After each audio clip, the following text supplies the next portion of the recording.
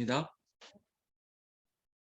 여러분, 어제 우리가 번제에 대한 이야기를 드리고 오늘 소제에 대한 이야기를 보게 됩니다.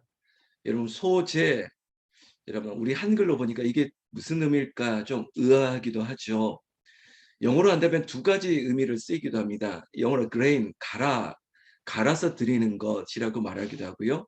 그리고 meal, 우리의 음식으로 드리는 제사를 말하기도 합니다. 여러분, 두 가지 다 동일한 것입니다. 익숙한 것으로 드리는 것이죠. 우리에게 가까이 있는 것으로 드리는 것입니다. 특히 중요한 의미가 있습니다. 가난한 자들을 배려하는 하나님의 마음이 여기 담겨 있다는 것입니다. 여러분, 하나님 앞에 번제를 드릴 때 흠없는, 그것도 소나 양이나 염소나 비둘기 새끼 이것조차도 없는 대상이 있을 것이라는 겁니다. 그러면 이 소제라고 하는 것은 우리의 삶에 늘 옆에 가지고 있는 것들입니다. 그러나 그것을 가치를 하나님께서 그것을 어떤 나누는 것이 아니라 그것을 가지고 누구든지 내 앞에 나오라. 그러니까 드려지는 그 제물의 가치를 보는 것이 아니라 그것을 가지고 나오는 예배자를 받으시겠다는 동일한 마음이라는 것입니다. 형식보다 그 형식으로 드려지는 그 예배자의 마음을 받으시겠는데, 그런 그 마음을 가지고 우리 백성들에게, 사람들에게 말씀하는 것입니다. 이것도 괜찮다는 것입니다. 여러분, 이것도 괜찮다는 거예요. 곡식을 가지고 와. 너희가 먹는 거, 그것을 익은 채로 가져와도 되고, 아니면 그것을 그냥 있는 그대로 고운 가루를 가지고 와도 돼. 그리고 이 소제를 드리면서 우리가 알고 있었던 첫 번째 소제의 제사를 드렸던 성경의 인물도 우리도 소환해 내면서 하나님 앞에 그거를 할지라도 하나님은 저것만 받으시고 우리의 것은 안 받으시겠네라고 하는 그런 마음도 없어야 되는 것입니다. 여러분, 하나님은 우리의 중심을 보시지 우리에게 보여져 있는 그 형식의 가치를 평가하시는 분이 아니라는 것. 그 하나님이 복음서의 예수님도 동일하게 우리에게 삶으로 보여주셨지 않습니까? 부자의 가치, 그리고 가난한 여인의 가치, 그것에 예수님께서는 더 귀한 것을 드리는 것이 누구냐라고 말씀했을 때도 드려져 있던 재물의 유무, 그리고 경중을 따지지 않았다는 것입니다. 이 소재의 의미를 살피면서 누구든지 모두에게 하나님 앞에 나올 수 있는 이 기회를 주시고, 특별히 가난한 자에게 생축을 드릴 수 없는 상황에 이렇게 예배할 수 있게 열어주신 하나님의 깊은 사랑, 그 은혜를 기억했으면 좋겠습니다. 1절에 누구든지 이렇게 시작하고 있죠. 하나님께서는 예배드리는 자 누구든지, 번제를 말씀하실 때도 누구든지 여호와께 예물을 드리려거든, 소제도 마찬가지입니다. 누구든지 소제 예물을 여호와께 드리거든, 이렇게 말씀하시면서 누구든지 예배의 확장성을 열어주고 있다는 것입니다. 드리는 자들이 어떻게 이것을 준비해 나가느냐, 그 방법들을 1절 후반절부터 얘기하고 있습니다. 고운 가루를 예물을 삼아, 영어로 grain offering이라고 얘기했을 때 이런 단어를 강조를 할 때 이렇게 쓰기도 하고요. 그러나 곡식에 강조를 할 때는 meal offering이라고 얘기하고 있습니다.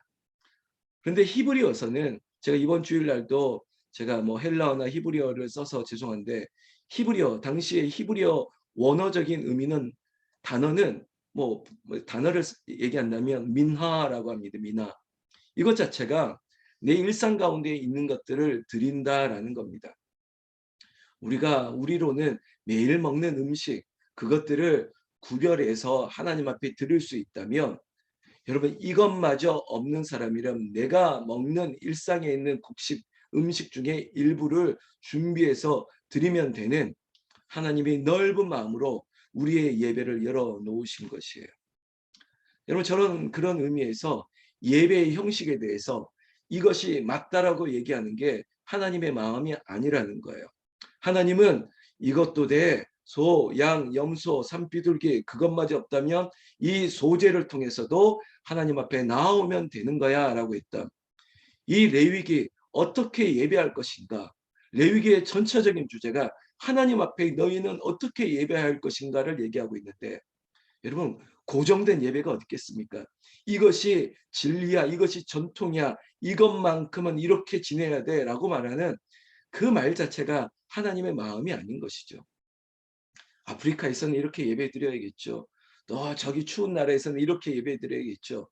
그들의 문화 앞에 하나님 앞에 드릴 수 있는 형편에 맞게끔 하나님께 예배의 대상이 중요한 것이죠. 누구에게 예배하느냐, 그리고 예배 드리는 자의 중심이 무엇이느냐에 따라 하나님이 받으시면 되는 것이죠. 자유하는 것이죠. 자유함으로 내가 가지고 있는 형편과 그리고 내가 할 수 있는 것들을 가지고 하나님 앞에 나오는 예배. 사랑하는 성도 여러분, 남보다 더 할 수도 있습니다. 그러나 남보다 더 할 수 없는 상황에는 또 이렇게까지도 가능합니다. 하나님, 내 중심을 드립니다. 오늘 사순절 죄의 수혈이라고 말씀드렸죠. 야곱처럼 내가 죄인입니다. 그리고 하나님, 내가 욥이 받는 고난을 통해서 하나님, 나에게 있는 죄가 무엇인지 깨닫고 기억할 수 있습니다. 그러나 하나님을 원망하는 것이 아니죠. 정말 애쉬의 죄를 뒤집어 쓰는 그런 형식이 아니라 내 마음속에 나는 죄인입니다. 나는 십자가의 사랑이 없으면 살 수 없습니다. 그래서 오늘 나를 여기에 깨워주셨군요. 그런데 해필 사순절이 지금이군요. 이러면서 하나님께 감사하면서 십자가 최후 승리를 얻기까지 그 십자가만 사랑하겠습니다. 그 십자가 아래에서 나의 생명이 있고 나의 소망이 있네. 십자가, 십자가. 그 십자가를 이마에 죄로 그리는 것이 아니라 말씀으로 내 신비에 새기고 기도 가운데 하나님의 은혜를 가득 채우는 것이죠. 그러면서 40일을 보내면 얼마나 믿음이 상승하겠습니까? 이 사순절의 기간이 어쩌면 내 인생의 모든 걸 이끌어가고 이룩하고 이제는 그 창공에서 은혜의 상공에서 유유하게 평화를 누릴 수 있는 그 시간이 앞으로 있을 것인데, 여러분 이 시작이 영적 에너지를 쓰는 거예요. 그러나 감당하지 못할 에너지가 아닐 것입니다. 여러분들이 하나님의 은혜의 창공에 우리가 창파 어떤 공격고 어떤 어려움이 있더라도 이거 헤쳐나가는 힘과 능력 여러분들에게 주시기를 예수님의 이름으로 축원합니다. 축원합니다. 여러분 어떤 제사든지 간에 목적은 하나님과 화목케 하는 것입니다. 세례도 죄를 씻고 하나님과 연합하는 의미입니다. 화제든 소제든 이 모든 것들이 하나님과 연합되는 것이죠. 이 곡식을 태우더라도 그 향기, 생축을 태우더라도 뭐죠? 그 냄새 하나님이 맡으시고 그것이 향기로운 예물.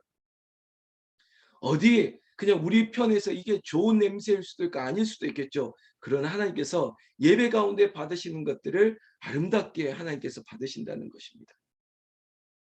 오늘 제가 1절을 시작하고 이 모든 말씀, 특히 1절부터 10절까지 말씀이 그래 고운 가루를 내어서 익히지 않는 것으로 드리는 제사의 방식, 그리고 4절부터는 보십시오. 그 밀, 우리가 가지고 있는 곡식을 아예 화덕에 구운 것으로 소재의 예물을 드리는 예배, 뭐 이런 방식들이 있는데 결국 모든 것들이 여호와의 화제 중에 이것들을 태워서 이것들을 어떻게 드리든 간에 거룩하게 하나님 앞에 올려드리는 것입니다. 그러니까 생축을 안수하는 것도 나와 동등하게 하나가 되어서 하나님 앞에 드리는 것이고, 이 소재를 익히거나 고운 가루를 빠고 그것을 태우든지 간에 이 모든 행위도 내 삶 가운데 나의 것을 드린다는 행위죠. 결국 예배자가 이 제사의 방식을 통해서 하나님과 화목해 되어진다는 것입니다. 그렇다면 여러분 11절 말씀에 너희가 여호와께 드리는 소제물에는 여러분 무엇을 넣고 무엇을 넣지 말아야 된다라고 하는 얘기가 11절에 있습니다. 보십시오. 누룩을 넣지 말지니 라고 얘기하고 있습니다. 그리고 하나 더 꿀을 이렇게 얘기합니다. 그러니까 누룩과 꿀을 이 화제, 이 소제물에 섞지 말라는 것입니다. 이유가 뭘까? 여러분 무교병이라고 하는 것도 누룩이 없는 빵입니다. 결국 6월절에 절기를 지킬 때 너희들이 급히 집안에 들어가서 누룩 없는 빵을 구워서 어쩌면 딱딱하고 그 맛없는 빵, 그냥 우리가 연상할 수 있다면 그 딱딱한 바게트빵, 어떤 감미료도 없는 그 딱딱한 뻥을 씹으면서 그 여호와의 절기를 지키는 이 의미, 이 누리기 도대체 무슨 의미일까? 발효되는 거 아니겠습니까? 이건 이방 문화였거든요. 익숙하고 우리에게 입에 맞는 것들로 채워줄 수 있는 이런 이방의 문화들을 제하는 의미가 있습니다. 그래. 그리고 꿀 역시 여러분 이방의 제사 가운데 꿀을 섞어서 올려드리는 이방의 방식의 제사가 있었거든요. 하나님께서 그 시대에 이 레위기는 가나안에 들어갔을 때 하나님 앞에 어떻게 드려야 될 예배에 전제된 언약이 성취된 가운데 하나님께서 예배 드리는 백성들에게 예고하고 있는 말씀이거든요. 그러니까 이 말은 너희들이 가나안에는 온전히 유일하게 예배 드릴 수 있는 상황만 있는 것이 아니다. 너희들을 유혹할 수 있는 이방의 문화들, 그래 너를 말씀 아니고 다른 것으로 살 수 있는 다양한 것들, 그런 제사들이 우리에게 있다는 거예요. 근데 이런 것들을 너희들이 제하라는 것이에요. 아니야. 오직 입으로 나오는 여호와의 말씀으로만 사는 거야. 오직 그러면서 우리에게 요구하는 것, 소금을 넣어라. 소금은 반드시 넣어라. 또한 얘기하고 있습니다. 자, 다른 것은 이방의 것은 제하고 소금을 너의 소재에 빠지지 않도록 소금을 들여라는 것입니다. 자, 이런 단어 가지고 설명하는 거 좋아하지 않는데 이런 반드시 소금. 그러면 우리에게 있어서 소금이 무엇을 의미합니까? 부패를 방지하기도 하고요. 그리고 맛을 잊지 않도록 짠맛을 주는 이 모든 것. 말씀 가운데 살라는 것이에요. 우리가 하나님의 은혜 가운데 소재라는 게 먹는 거 아닙니까? 이 먹는 음식에 부패되지 아니하고 그리고 참맛을 우리에게 주는 이 소금. 그 소금이 무엇이겠습니까? 말씀이에요. 이 말씀이 빠진 인생은 썩어버리고 그리고 맛을 잃어버린 인생이 되어버리는 것이에요. 이런 말씀으로 이끌어주고 있습니다. 예배 가운데 나올 때 가장 중요한 게 뭘까요? 말씀 아니겠습니까? 이 예배 가운데 제사장을 통해서 전하는 하나님의 언약을 얻기를 원하는 마음들. 온전한 제사를 통해서 하나님 나에게 말씀하여 주시옵소서. 나에게 은혜를 베풀어 주시옵소서. 그러면서 14절에 너는 첫 이상의 소재를 여호와께 드리거든 첫 이삭을 볶아 찌은 것으로 내 소재를 삼되 여러분 이삭할 때 사람 인물 이삭 아닙니다. 우리가 얻은 우리의 열매 처음 것들을 한번 드려보자는 것입니다. 저는 경기도 이천 북두리 막 이런 농촌에서 살았기 때문에 처음 것을 하나님 앞에 드리는 많은 순전한 우리 어머니 아버지의 손길들을 키우겠습니다. 그래 처음 것 여기에 의미는 귀한 것보다 첫 열매 처음 것으로 그리고 이것들을 찧어서 볶아서 하나님 앞에 드리고자 하는 그 마음 결국은 중심이죠. 중심. 하나님께 온전히 그리고 15절에 기름을 붓고 그 위에 유황을 더할진 이는 소재니라. 여러분 기름 붓고 유황을 바르는 게 뭡니까? 그 태워서 올려드리는 향기를 받는 거죠. 제사장은 14절 16절 찌은 곡식과 기름을 모든 유황과 함께 기념물로 불사를지니 이는 여호와께 드리는 화제니라. 경우 이런 방식으로도 본제 하나님 앞에 드리는 속죄 방식든 무엇든 방식이든 하나님 앞에 올려드리겠다는 것입니다. 향기로운 냄새가 되도록 올려드리는 것이죠. 사랑하는 여러분들 이런 예배의 방식들이 레위기에 계속 반복되어집니다. 아 근데 이게 도대체 뭐야? 라고 스스로 되묻지 마시고 그래 내 안에 드릴 수 있는 최선의 예배 할 수만 있다면 무엇에든지 내가 어떻게 예배 드릴 수 있을까? 내 형편에서 이 곡식으로밖에 안 되는데 그러면 그 중에 가장 귀한 것 처음 것 드리고자 하는 중심이 중요하다고요. 남들과 똑같을 필요 없습니다. 남들 이상 내가 할 수 있는 이방인보다 더 할 수 있는 오직 하나님만이 받으실 만한 예배 그 예배에 집중하실 수 있는 여러분들 그리고 예배의 승리자가 되시고 예배 가운데 우리에게 주시는 말씀이 여러분들 운동력이 있게 하시고 우리에게 생명이 있고 우리에게 새로운 길을 여는 하나님의 축복이 이 사순절의 시작 앞에 여러분들에게 펼쳐지기를 나는 예수님의 이름으로 축원합니다. 축원합니다. 기도하겠습니다.